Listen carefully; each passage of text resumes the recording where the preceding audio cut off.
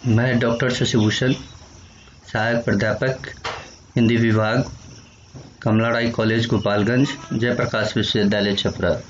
प्यारे विद्यार्थियों, आज मैं कविता क्या है निबंध की व्याख्या करूँगा। इनके रचनाकार है आचार्य रामचंद्र शुक्ल। ये हिंदी प्रतिष्ठा BA पार्ट 2 पेपर 4 के लिए प्रस्तावित है। सबसे पहले निबंध क्या है इस पर विचार कर लिया जाए कि निबंध साहित्य की वह विधा है जिसमें लेखक और पाठक के बीच सीधा संबंध होता है। चूँकि गद्यात्मक होने के फलस्वरूप यह विधा सहजता को धारण करती है और गैर कथात्मक होने के कारण किसी भी कथा आख्यान के पर्दे से बची रहती है। इसी जटिल चुनौतियों को ध्यान में रखकर शुक्ल जी ने निबंधों को कवियों और लेखकों की जो कसौटी माना था, वास्तव में उसे निबंध इस प्रतिमान पर खरे उतरते हैं। कविता क्या है आचार्य रामचंद्र शुक्ल का सबसे महत्वपूर्ण निबंध है और इस निबंध के माध्यम से आचार्य रामचंद्र शुक्ल जी ने काव्य शास्त्रीय मान्यता को सामने रखा है। काव्य शास्त्रीय मान्यताओं में रसवाद और लोक मंगल का जो संलयन शुक्ल जी ने किया, उसी को इस निबंध में मूर्त रूप दिया है। शुक्ल जी की दृष्टि में हृदय की जो मुक्तावस्था है वह रस दशा कहा गया। इस बिंदु पर आकर शुक्ल जी कविता की व्याख्या करते हुए लिखते हैं कि हृदय की इसी मुक्ति की साधना के लिए मनुष्य की जो वाणी जो शब्द विधान करती आई है उसे कविता कहते हैं।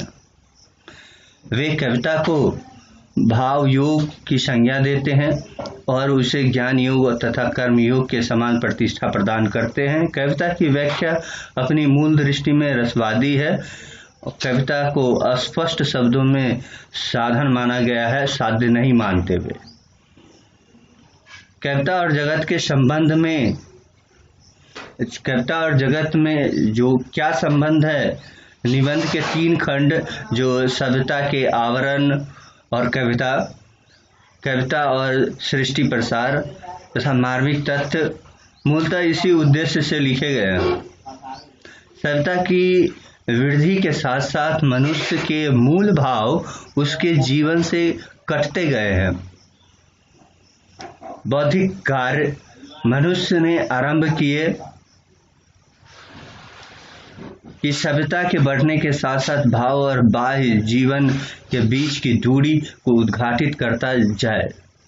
वे स्पष्ट लिख रहे हैं कि प्रच्छन्नता का उद्घाटन कवि कर्म का एक मुख्य अंग है।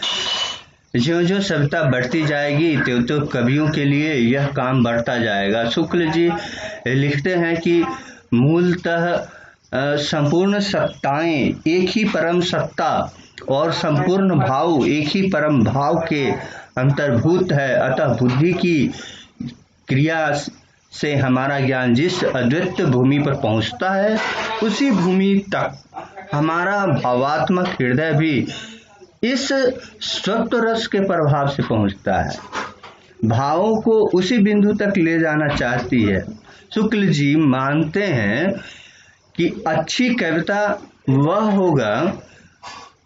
वही होगी जो न केवल नर क्षेत्र के भीतर रहे, अपितु वह मनुष्योत्तर बाह्य सृष्टि तथा समस्त चराचर जगत तक विस्तृत हो।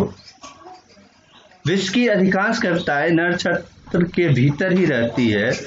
संस्कृत के प्राचीन प्रबंध काव्यों में बाह्य प्रकृति का आलंबन रूप दिखाई देता है और मेघदूत इसी प्रवृत्ति का सर्वोत्कृष्ट काव्य है। लेकिन सच्चा कवि वही है जो प्रकृति के साधारण असाधारण सभी रूपों में रमता है। ऐसे कवियों में वाल्मीकि, कालिदास और भवभूति जैसे कवि प्रमुख है। कर्ता और जगत के संबंध के उपरांत निबंध का जो अगला भाग काव्य के कुछ तत्व जैसे भावना, कल्पना, अलंकार, भाषा तथा सौंदर्य आदि का विश्लेषण है। आचार्य शुक्ल ने पहले भावना को लिया है और वे जो वस्तु हमसे अलग है उसकी मूर्ति मन में लाकर समीपता का अनुभव करना धर्म के क्षेत्र में उपासना कहलाता है और साहित्य के क्षेत्र में भावना।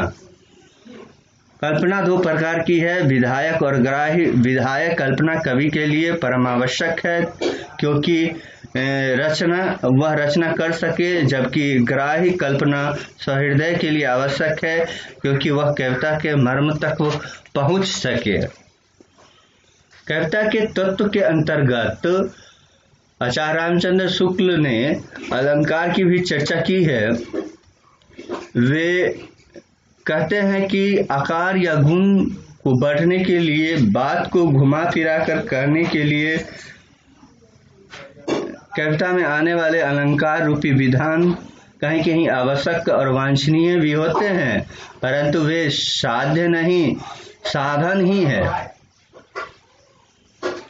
अलंकार की तुलना में कविता की आंतरिक महत्व का भी स्थापना करते हुए वह लिखते हैं कि जिस प्रकार एक कुरूप स्त्री अलंकार लाद कर सुंदर नहीं हो सकती, उसी प्रकार प्रस्तुत की रमणीयता के अभाव में अलंकारों का ढेर काव्य का सजीव स्वरूप खड़ा नहीं कर सकता।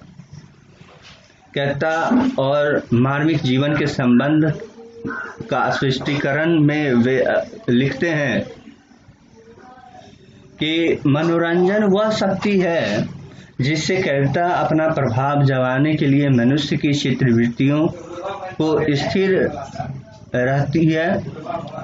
साथ ही वे यह भी लिखते हैं कि कविता का अंतिम लक्ष्य जगत के मार्मिक पक्षों का प्रत्यक्षीकरण कर उसके साथ मनुष्य के हृदय का सामंजस्य स्थापन है। और उन्हें इस बात से अधिक दुख भी है कि कई लोग, विशेषतः रीतिकालीन कवि, मनोरंजन को ही कविता का उद्देश्य मानते हैं। कविता को मानवीय जीवन में वांछनीय बताते हैं, आवश्यक बताते हैं। वे स्पष्ट करते हैं कि कोई कर्म करने की प्रवृत्ति केवल ज्ञान या विवेक से पैदा नहीं होती है। उन्हीं के शब्दों में आप देख सकते हैं कि लिख रहे हैं कि कर्म प्रवृत्ति के लिए मन में कुछ वेग का आना आवश्यक है। कर्म प्रवृत्ति के लिए मन में कुछ वेग का आना आवश्यक है। कविता को भाव प्रसार द्वारा कर्मण्य के लिए कर्म क्षेत्र और विस्तार कर देती है। मनुष्यत्व और पशुत्व का अंतर भी मूलतः ज्ञान प्रसार से अधिक भाव प्रसार है। वह लिखते हैं कि कविता ही हृदय को प्रकृति दशा में ले जाती है और जगत के बीच क्रमशः उसका अधिकाधिक प्रसार करती हुई उसे मनुष्यत्व की उच्च भूमि पर ले जाती है। वह यह भी लिख रहे हैं कि मनुष्यता को समय समय पर जगाते रहने के लिए कविता मनुष्य जाति के साथ लगी चली आ रही है और चलेगी। जानवरों को इसकी कदापि जरूरत नहीं है। निष्कर्षतः यह कहा जा सकता है कि आचार्य शुक्ल ने कविता क्या है निबंध के माध्यम से हिंदी को एक ऐसा आधुनिक काव्य शास्त्र सौंपा है जो रसानुभूति के साथ लोक मंगल का गहरा और अनिवार्य संबंध है। धन्यवाद प्यारे विद्यार्थियों। इस निबंध की व्याख्या के उपरांत मैं आपको अगला जो मेरा व्याख्यान विषय रहेगा वो श्रद्धावती निबंध की संवेदना से रहेगा। धन्यवाद।